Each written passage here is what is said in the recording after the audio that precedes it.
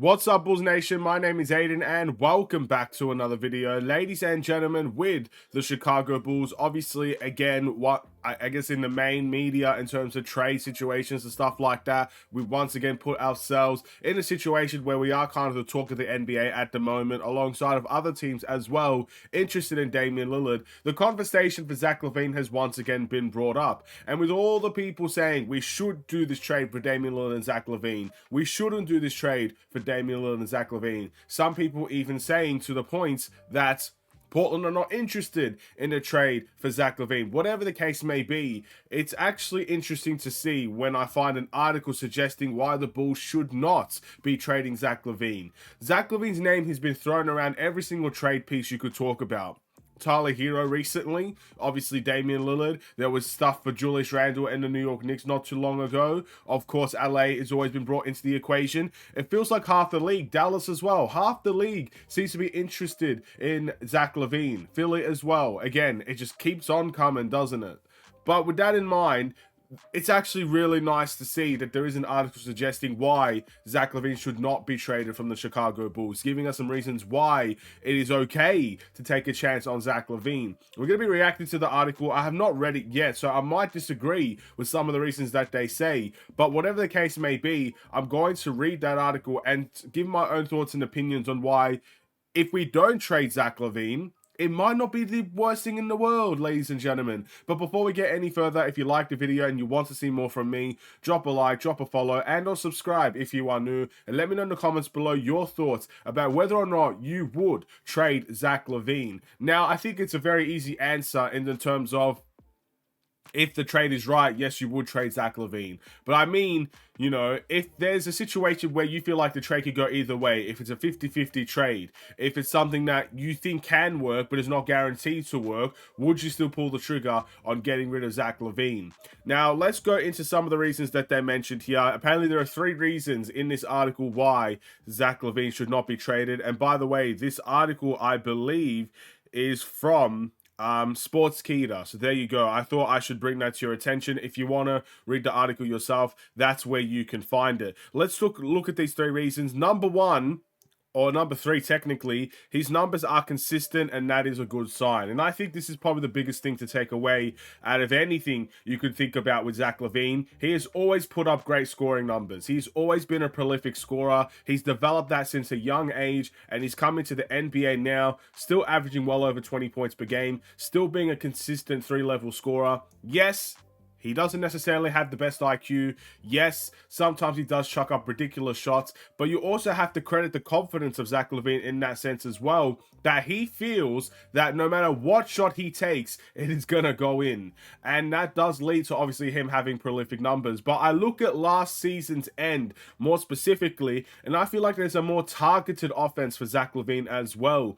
There was a lot more times that I saw Zach LaVine cut to the paint and take those layups than I probably have seen in his whole career, probably since he was just known as a slasher. He has taken more drives into the paint, getting more opportunities in front of the rim, rather than just taking all these ridiculous step-back threes.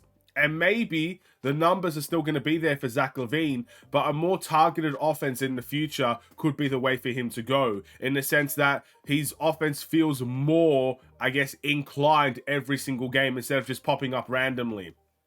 We know Zach LaVine can do amazing things from the 3-point line. He has made some moving step-back threes that are unbelievable. He is one of the best catch-and-shoot 3-point shooters in the NBA according to his efficiency records and stuff like that. We all know that about Zach LaVine.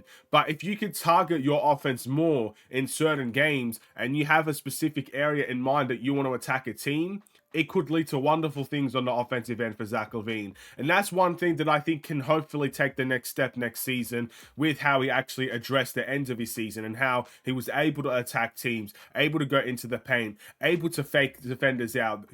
Again, I don't think people really understood how many times he actually got centers jumping in the paint. It was ridiculous. It felt like 2K watching Zach LaVine sometimes play. So again, those are things that I'm hoping we can continue to see next season, but his numbers have been there for a long time now, and outside of the injury concerns of Zach LaVine that leads to his drops in numbers, he's managed to bring them back up again, which is a very good reason why you shouldn't trade for Zach LaVine. They talk about number 2 here, Zach LaVine's potential makes him one of the more dynamic all-around players in the league.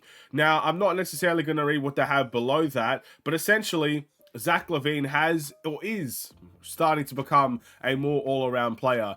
I guess the biggest weakness to Zach LaVine's game that a lot of people will target is his defensive ability. And again, it's something that needs to be improved on. Of course it is. I don't think there is any season out there for Zach LaVine where we said that is the perfect defensive season that we have seen from him. I think Zach LaVine has taken some credit in his own right in saying he's a very good on-ball defender, but he's even admitted sometimes that he does get caught lacking off the ball, and he does get caught lacking on the defensive end in terms of rotations and sets and stuff of that nature. You know, I think the biggest probably highlight play we've seen from Zach LaVine in terms of the defensive end was him guarding Trae Young. And with his athleticism, he did really well on Trae Young in that one possession. But at the end of the day, it's different between using your athleticism to be a defensive player and being, I guess, a defensive player by nature, by learning the defensive side of the ball, by being a high IQ defensive player. And that's why you have guys like Alex Caruso, Lonzo Ball, potentially other guys on this team now coming in and being the strong defenders, because you have to learn sometimes the rotational sets and stuff of that nature. And I feel sorry for Zach LaVine in many ways, because he's been dealing with so many coaching changes, more than anyone on this Bulls team really, that it is kind of hard to get a hold of a defensive scheme, because defense is not just one-on-one, it's a team game. And when you have all these different coaching staff, you're having all these different defensive schemes, and sometimes it's just not that easy to learn those things. I most certainly don't know these things, so how can I expect an NBA player that goes through what he's had? Billy Donovan. Did he have Fred Hoiberg at one point? I can't remember. But he's had Billy Donovan. He's had Jim Boylan. He had all the coaches in Minnesota as well. He's had a lot of coaching changes. How can anyone be really accustomed to a defensive scheme or a defensive way of playing with all these different changes happening in front of his eyes? I do feel sorry for him in that sense, but at the same time, you know, defensively, he does need to improve, and it is as simple as that. Off the ball, I would say. But yes, he does have potential to become a more all-around player. He has been improving his facilitating. I still think he needs to work on limiting those turnovers for a guy with his ball usage. It is getting a bit too much, and his dribbling as well does need a little bit of improvement, but he is a ball handler. He can be a facilitator. He is a very good scorer. He can play one-on-one defense. He is slowly becoming an all-around player, and I still believe he has room to improve in that category. Last but not least, he could be a franchise cornerstone. And they mention, again, I'm just reading this off the top of my head here, Joel Embiid and Luka Doncic, who have been cornerstones for those teams. LaVine is the future of the Chicago Bulls. I'm going to not necessarily say that Zach LaVine is a cornerstone player, but what I am going to say is I think there is room for him to be in that category.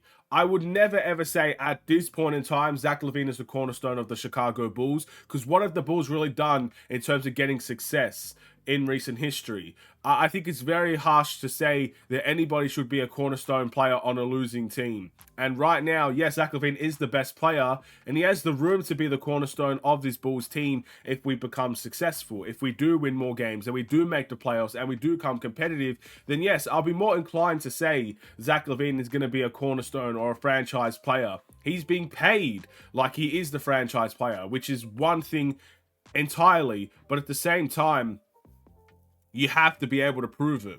And if you're on a losing team, I'm not going to call you a cornerstone of the Bulls, because if you're on a losing team and you're the best player, you're more likely to be leaving that team in the near future if you don't deliver success. So again, I'm not going to call Zach LaVine a cornerstone player, and I'm not going to call Zach LaVine a franchise player until this Bulls team can prove they could be successful with him as the leader of the team. And so far, we've had one season where DeMar DeRozan kind of took that leadership role and he was the better player, but we've also had different seasons where obviously Zach LaVine has become a little bit more of a leader. So we'll wait and see what will end up happening from there. But what do you guys think? Should Zach LaVine be traded? Let me know in the comments below. Thank you for watching. Drop a like and a follow if you're new. I'll see you in the next one. Stay safe, stay healthy, stay tuned for more. Take care and peace.